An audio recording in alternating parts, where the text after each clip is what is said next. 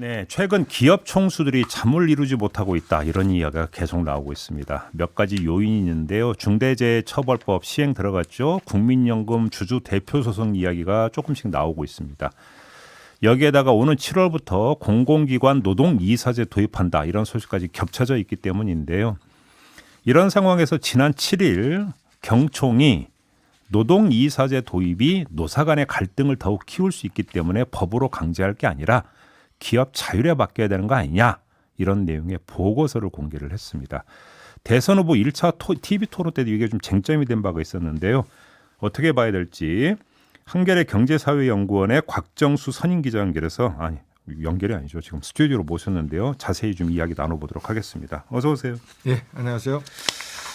지금 기업 총수들이 노동이사제와 중대재해처벌법, 국민연금 주주 대표 소송 이것 때문에 잠을 이루지 못하고 있다는 제목의 기사가 많이 나오던데 실제 분위기가 좀 어떤 것 같아요?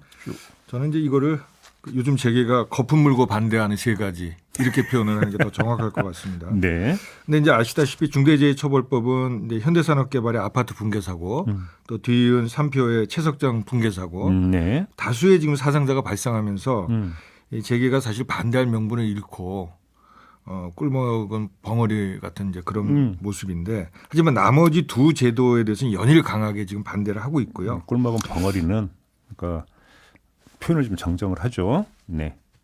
네, 그 생각도 했는데, 네. 네. 네. 여긴 딱 그게 맞는 것 같아서. 이건 정정을 하겠습니다. 네, 계속해 주시죠. 네. 네. 근데 중대재해처벌법 반대와 마찬가지로 노동이사제 반대 이것도 명분이 약하다고 생각합니다. 예. 근데 하여간 그런 그 경총이 보고서까지 만들었다고 하는데 그렇습니다. 제목이 예. 노동이사제 도입 시 문제점 이거라면서요. 예, 그렇습니다. 한번 좀 하나하나 좀 따져보죠. 그러니까 노사 간의 갈등을 더욱 키울 수 있고 경영상 의사결정의 전문성과 신속성을 저해할 우려가 크다. 이게 주된 논거라고 하는데 어떻게 보세요? 전체적으로 보고 저는 사실 깜짝 놀랐어요. 왜요? 경제 정책에 대해서 어떤 노와 사 간의 어떤 입장 차가 있을 수가 있죠. 동일한 사안에 대해서도. 하지만 사실은 사실대로 인정하면서 어떤 자기 주장을 전개해야 되는 게 맞잖아요. 그게 상식적이잖아요.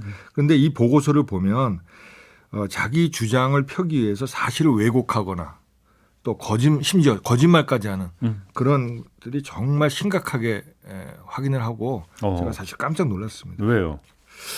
먼저 이제 좀 하나하나 좀 봐야 되는데 네. 이 서두에 독일에서 맨 처음 노동이사제를 시작을 했고 예. 이후 프랑스와 네덜란드 등 뭐 일부 유럽 국가에서 도입됐다 이렇게 표현이 되어 있는데 보고서에 그렇습니다. 네. 근데요.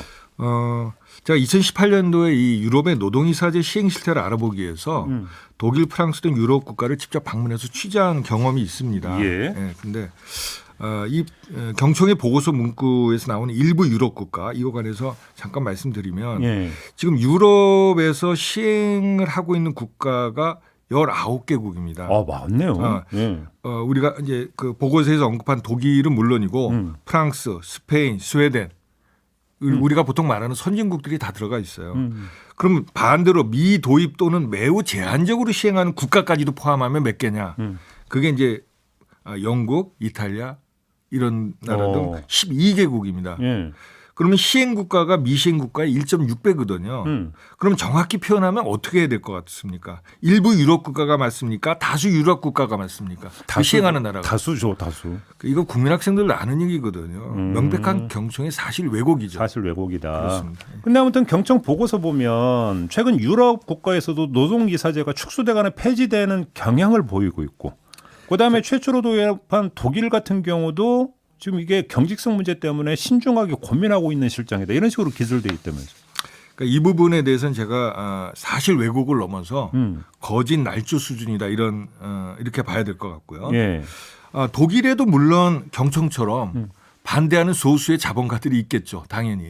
있을 수 있습니다. 있겠죠. 예. 하지만 다수의 생각은 그러니까 이 노동이사제라는 게 독일에서 처음 생겨난 거는 어떤 공동결정제. 공동결정제라는 건 뭐냐면 기업의 경영을 경영자만 하는 게 아니라 노동자와 파트너십을 갖고서 공동 경영을 한다는 취지입니다. 이게 법으로 보장돼 있거든요. 이 공동결정제를 연구하는 한스 베클러 재단이라는 곳이 있어요. 예. 제가 그때도 직접 방문하기까지 했는데 예. 거기서 국민 여론조사를 했는데 이 노동이사제, 공동결정제에 대한 지지율을 항목별로 조목조목 물어봤는데 대략 평균적으로 보면 한 85% 정도는 이걸 지지하는 거예요. 근데 실제 수많은 유럽의 유명 정치인이나 경제인 또 심지어 국제기구 이쪽에서 노동이사제를 포함한 공동결정제를 지지하는 발언은 숫자를 헤아릴 수 없을 정도로 많습니다. 제가 몇 가지만 소개해드리면 예.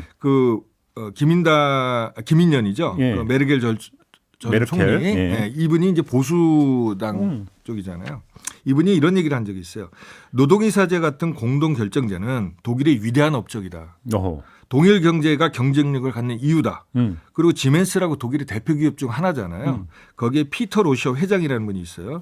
공동결정은 독일이 경쟁력에서 우위를 갖는 원천이다. 이런 얘기를 했고 우리 청취자분들도 잘 아실 것 같아요. 세계적인 경제인이나 정치인들이 매년 모임을 갖는 그 다보스 포럼이라고 있잖아요. 다보스 포럼 있죠. 여기서 경영 참여는 독일을 위기에서 완화시킨 성공 요인이다. 이런 얘기를 한 적이 있고 또 유럽 의회는 결의문을 통해서 경제 위기 시 필요한 기업 지배 구조다. 이런 얘기를 했고 선진국 클럽으로 불리는 OECD에서 공기업 지배구조 가이드라인이라는 게 있어요. 그러니까 일반 가이드라인이라는 게 뭐 이렇게 하라는 거 아니에요. 거기서 노동이사제를 통해 노동자와 이사회 간 정보 공유가 원활해지고 이를 통해서 이사회 결정에 대한 소위 집행력을 높이는 데 기여한다. 왜냐하면 노와 사가 공동결정했으니까 그 집행하는데 반발이 있겠습니까? 아니면 더 효과적이겠습니까? 효과적이죠. 그걸 얘기를 한 거예요. 그러니까 고민하고 있는 실정이 전혀 아니라는 말씀이신 거죠. 그러니까 경청주자를 반박하는 사례는 들면은 한도 끝도 없는데 경청이 보고서에서 노동이사제의 피해 사례로 미국 유나이티드 항공의 파산을 거론을 했어요. 네. 그러니까 유나이티드가 종업원 지주회사였다고 그래요. 저도 이번에 이제 알았는데 네. 제가 알아보니까 근데 경청에서 얘기하는 것은 그래서 이제 종업원 지주회사 때문에 노동자 대표가 이사회에 들어와 있던 거예요. 노동이사로. 그런데 경영 위기 상황이 빚어졌는데 이 구조조정을 그 노동이사가 반대해서 회사가 결국은 파산 신청을 하게 됐다. 그래서 노동이사제에 폐해를 거론한 거예요. 그러면 이렇게 하나의 사례는 그럴 수 있어요. 그런데 그걸 갖고서 일반화하면은 오류가 발생할 수 있죠. 그런 걸 좀 침소봉대라고. 그렇습니다. 반대로 그 외환위기 때 우리 그 재벌 2세들이 방만한 차입 경영하고 물어발실 확장 경영으로 30대 그룹의 절반 이상이 문을 닫았잖아요. 그렇다면 이건 명백한 역사적 사실인데 이걸 이유로 해서 법으로 대한민국에서 오너경영 법으로 못한다. 이렇게 하면 경청이 동의할까요? 저기 유나이티드와 왜 하나 비현실적인 말씀을 하고. 아니 그러니까 제가 어처구니없는 얘기이기 때문에 제가 반대로 예를 들면 하나만 더 읽은 거그 1차 TV 토론 때도 이제 약간 논란이 됐던 건데 독일 같은 경우는 이사회가 경영이사회하고 감독이사회로 나눠져 있고 노동이사는 감독이사회에만 들어가니까 뭐 별 문제지만 우리나라는 이사회가 둘로 나눠진 게 아니라 하나 아니냐. 그래서 문제 발생할 수 있다. 이런 논리가 나왔는데 경청 보고서에서 이런 내용이 나온다면서요. 그러니까 이거는 그 사실을 제대로 알지 못하는 사람들 얘기입니다. 그래요? 네. 그러니까 흔히 말하는 경영이사회는 실제 경영을 하는 거예요. 그리고 감독이사회는 경영이사를 감독하는 역할을 합니다. 경영 잘하는지 감시하는 거죠. 그렇습니다. 실제 경영이사를 감독이사에서 선임하고 소위 자르기도 해요. 예. 그러니까 이거를 이제 소위 이원적 이사회라고 그러는데 우리나라는 이사회가 하나죠. 경영이사 하나죠. 그렇죠. 그러니까 이론적 이사회. 그러니까 경청 얘기는 그거는 이원적 이사회나 맞는 그런 제도라고 그러는 건데 그럼 노동이사제를 시행하는 유럽의 국가가 아까 19개 국가라고 그랬잖아요. 예. 여기서 그러면 이원적 이사회 채택 국가가 몇이고 몇인지 보면 알잖아요. 그렇죠. 그 19개 중에서 6개 뿐이에요. 나머지 13개는 다수는 그냥 일원적 이사회 하나. 이게 프랑스, 스페인, 스웨덴이 다 그런 거예요. 우리나라처럼 단일 이사회 구조거나 아니면 일부는 단일 이사회와 이원적 이사회를 병행으로 하는 거죠. 그런데도 큰 문제 없이 잘 운영이 되고 있다. 그거는 이제 나라마다 사정이 다르니까. 근데 아까 제가 이제 대표적으로 독일의 여론조사 결과나 유명한 정치인, 경제인 이런 분들의 얘기를 전해드린 거죠. 그래요. 기자시잖아요. 그렇습니다. 이거 여쭤볼게요. 지금 경청 보고서 가지고 경제 매체를 비롯해서 다수의 언론들이 그대로 지금 베껴 쓰고 있다고 하던데 이런 현상 어떻게 평가하세요? 참 제가 같은 언론인으로서 참 안타깝다고 그래야 될까 부끄럽다고 그럴까 모르겠는데 대다수 뭐 보수 언론입니다. 이 경청의 왜곡 전 사실 거짓말이라고 하고 싶어요. 왜곡도 아니고 거짓말이다. 그 수준을 넘어간 거죠. 예.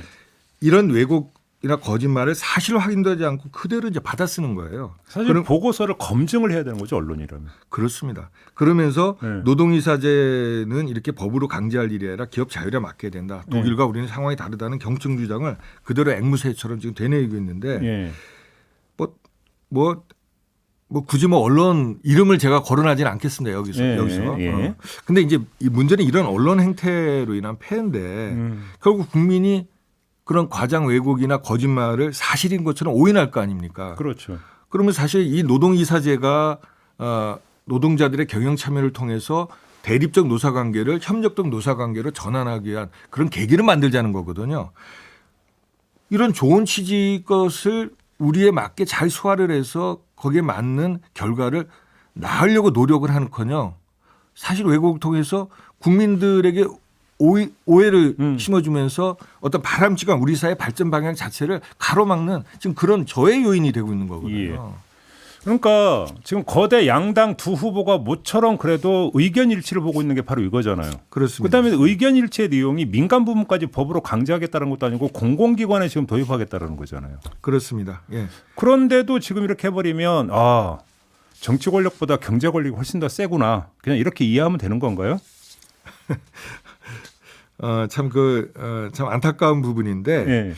그 안철수 그러니까 대선 후보 1차 토론 때 안철수 후보가 이 문제를 갖고서 이재명 후보하고 윤석열 후보를 막 공박을 했잖아요. 네. 특히 윤석열 후보부터 너무 네. 보수 후보면서 왜 이걸 찬성하냐 그랬는데 물론 이제 윤석열 후보가 이걸 찬성한 이유는 그동안 노동 쪽 발언으로 해서 몇 가지 실수도 하고 또 심지어 엊그제는 그 한국노총에서 대선 그 지지 후보로 예. 이재명을 후보를 예. 선정할 정도로 사실은 노동계에서 박한 점수를 받고 있지 않습니까? 예. 이제 그걸 만회하기 위해서 한 것 같은데 예. 안철수 후보의 지적 자체도 예를 들어서 이 노동이사를 시행하면은 민주노총이 그 기업을 지배를 해서 큰 경영에 타격을 받을 거라고 그러는데 제가 하나 예를 들겠습니다. 지금 아까 말씀드린 것처럼 이 제도가 원래 2016년도에 서울시부터 처음 도입이 됐어요. 그 박원순 시장 그렇습니다. 시절에. 예.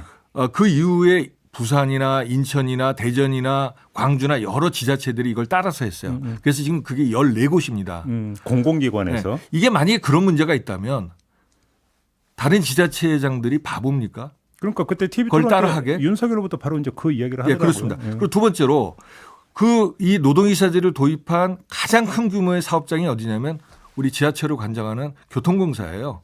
여기가 그 직원이 17,000명에 달합니다. 그런데 우리가 이 노동이사 때문에 서울교통공사가 민주노총을 지배하고 있거나 교통공사의 노조가 민주노총 산하입니다. 네? 거기 속해 있어요. 그래서 내가 하는 거예요.